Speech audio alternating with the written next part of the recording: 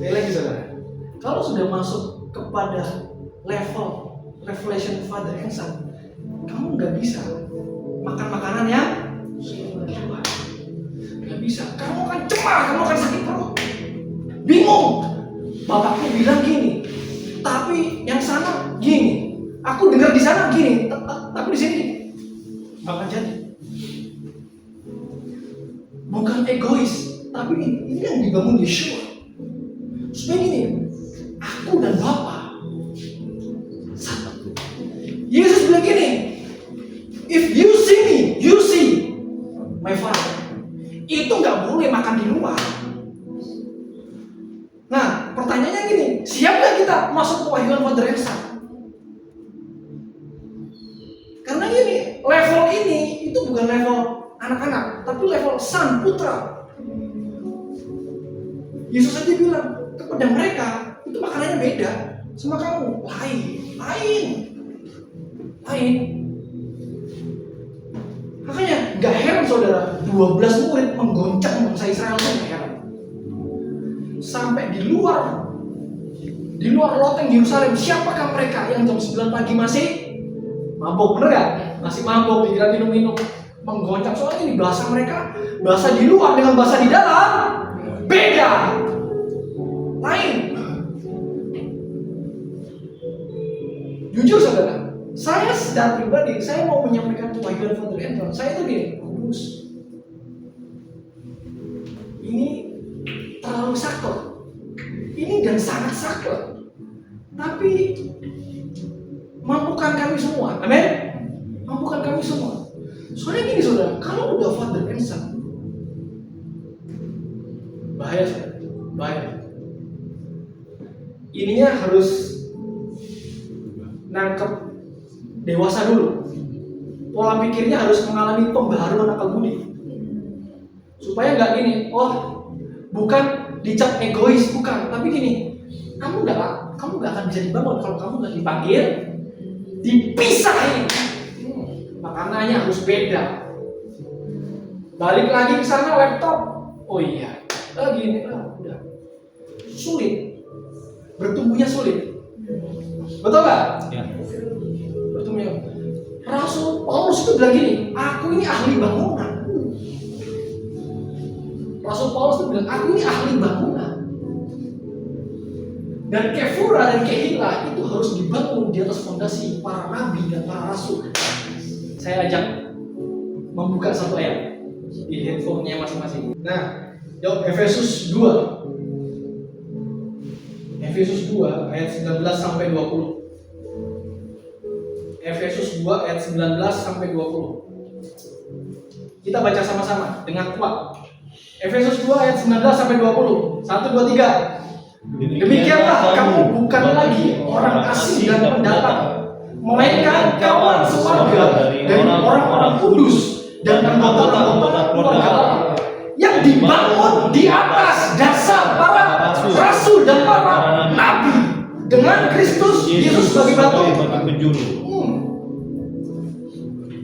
Udah apostolik, profetik, batunya syur. Wow. Makanya pelayanan profetik dan apostolik itu harus ada di tengah-tengah jemaat. Kalau nggak ada, fondasinya salah. Fondasinya salah. Paulus tahu nih, fondasi itu harus dibangun di atas para nabi dan para rasul, bukan yang lain. Batu penjurunya siapa? Syurnya siapa? Yesus. Karena Yeshua tahu nggak bisa, harus satu bahasa, kamu nggak bisa makan di luar lain. Kalau kamu mau cepat jadi, kamu tuh ngomong, aku ini ahli bangunan. Amin. Makanya saudara, eklesia itu bukan hanya sekedar hore aku dibaptis, aku sudah percaya dari gelap kepada terang. Sorry saudara, yang dibaptis aja masih banyak di gelap. Ya. Betul nggak? Ya. Yang pelayanan aja masih banyak di gelap. Ya. Bukan soal itu esensinya. Kamu harus mau dipanggil, kamu harus mau dipisahin, harus mau dipisahin. Baru Paulus bangun, baru Yesus bangun Kehila dan Kefurahnya. Ingat loh, Yesus bilang ini, jemaatku, my kehila, my kafur, the community, komunitasku, komunitas Mesias, komunitas yang diurapi, orang-orang yang diurapi. Begini, saat kita tahu bahwa kita ada di komunitas Mesias, hati-hati saudara. Berjalanlah dengan pengurapan dan jaga minyakmu baik-baik. Minyak itu nggak boleh terkontaminasi, nggak boleh saudara. Ini nih. Mari kita baca sama-sama. Matius 16 ayat 19 sampai 20. 1, 2, 3. Kepadamu akan diberikan kunci kerajaan surga. Apa yang terikat di dunia ini akan terikat di surga, dan apa yang berlepas di dunia ini akan berlepas di surga. Lalu Yesus melarang murid-muridnya supaya jangan memberitahukan kepada siapapun bahwa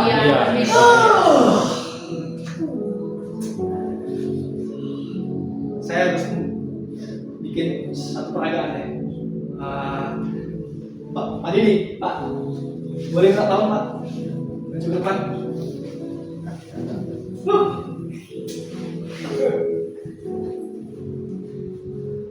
Saudara, saya harus memperagakan ini. Ini kunci, betul? Iya. Misalnya ini kunci kerajaan. Ini Simon Kefas. Waduh. Sudah berubah, bukan Simon bin Yunus lagi. Iya. Tapi Simon Kefas. Pak Simon. Pak Simon, pakai Pak Simon ya. Simon Kefas. Nih, Yesus bilang ini, kepadamu ku berikan kunci kerajaan surga. Apa yang kau ikat di dunia ini akan terikat di surga. Apa yang kau lepas di dunia ini akan terlepas di surga. Ini kuncinya. Jangan beritahukan siapa-siapa ya.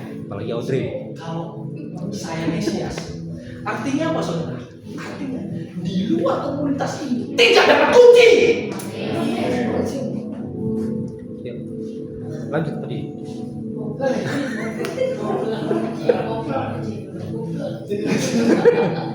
Tadi saudara, Yesus melarang murid-muridnya.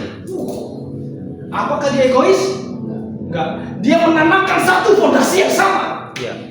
Fondasinya harus sama, nggak boleh abu-abu, sana iya, sini iya, ikut sana iya, ikut sini iya. Ayo Pak ke sana, ayo Pak ke sini, ke sini. Waduh. Gak bisa saudara. Yesus melarang murid-muridnya, Iya. jangan memberitahukan. Kalian pikir Yesus egois? Yesus sedang membangun kehila dan kefura. Sudah ini, jangan beritahukan ya. Hanya only orang-orang yang masuk di komunitas Mesias yang akan menerima kunci. Yang di luar komunitas of Mesias, ingat loh, Yesus yang ngomong. Amin? Ya.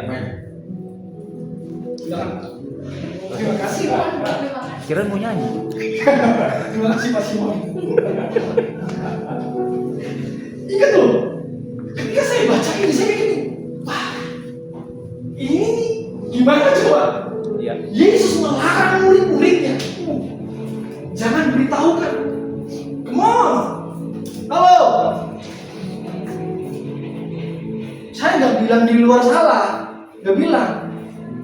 Tapi ini di luar komunitas Mesias tidak ada kunci.